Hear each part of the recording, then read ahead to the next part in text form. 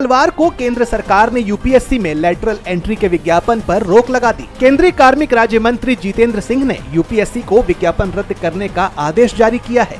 बता दें कि महीने भर में ये तीसरा मौका है जब मोदी सरकार ने अपना कोई फैसला वापस लिया हो। इससे पहले वक्फ संशोधन बिल और ब्रॉडकास्ट बिल पर भी मोदी सरकार अपने फैसले को पलट चुकी है। बता दें कि यूपीएससी ने 17 अगस्त को ये विज्ञापन जारी किया था, जिसमें लेटरल एंट्री के जरिए 45 ज्वाइंट सेक्रेटरी, डिप्टी सेक्रेटरी और डायरेक्टर लेवल की भर्तियां होनी थी। इसमें एससी, एसटी और ओबीसी वर्ग के लिए एक भी सीट रिजर्व नहीं रखी गई थी, जिसके बाद विपक्ष मोदी सरकार पर हमलावर हो गया था। अब सरकार के इस फैसले के बाद विपक्ष की प्रतिक्रिया सामने आई है। कांग्रेस सांसद राहुल गांधी ने ट्वीट करते हुए लिखा, संविधान और आरक्षण व्यवस्था की हम हर कीमत पर रक्षा करेंगे। भाजपा की लेटरल एंट्री जैसी साजिशों को हम हर हाल में नाकाम करके दिखाएंगे। मैं एक बार फिर कह रहा हूं, 50% आरक्षण सीमा को तोड़कर हम जातिगत गिनती के आधार पर सामाजिक न्याय सुनिश्चित करेंगे। जय हिंद। वहीं सपा प्रमुख अखिलेश यादव ने भी इस फैसले को पीडीए की जीत बताया है, तो वहीं इस कदम को सरकार के एक और फेलियर के रूप में भी देखा जा रहा है। स्वतंत्रता दिवस के अवसर पर लॉन्च किया गया बीजेपी का हर घर तिरंगा कैंपेन विवादों से घिर गया है। विवाद कैंपेन को लेकर नहीं, बल्कि तिरंगा को लेकर है। कांग्रेस का आरोप है कि बापू की खादी को उसकी पहचान से वंचित किया जा रहा है। कांग्रेस संसदीय दल की नेता सोनिया गांधी ने भारत की आजादी का अस्तित्व खतरे में है इस नाम पर एक लेख लिखा है, जिसमें उन्होंने बताया है कि कैसे धीरे धीरे खादी का बाजार खत्म होता जा रहा है। उन्होंने पीएम मोदी के इस कैंपेन की तारीफ की, लेकिन साथ ही सवाल भी उठाए कि इस कैंपेन से चीन की मदद की गई। चीन से आयातित सामग्री से तिरंगे बनाए गए। उन्होंने मशीन निर्मित तिरंगा के बढ़ते इस्तेमाल को लेकर सवाल उठाए।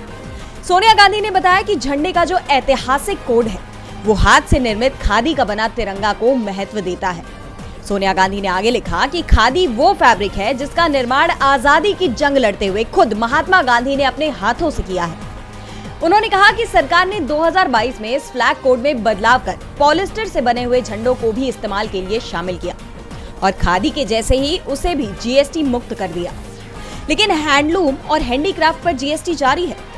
कांग्रेस की वरिष्ठ नेता ने मोदी सरकार पर भारत की हैंडलूम और हैंडीक्राफ्ट की संस्कृति को खत्म करने के आरोप लगाए। उन्होंने जीएसटी को हैंडलूम और हैंडीक्राफ्ट के जरिए आमदनी करने वाले लोगों पर बोझ बताया। सोनिया गांधी ने कहा कि खादी का बाजार गिर गया है।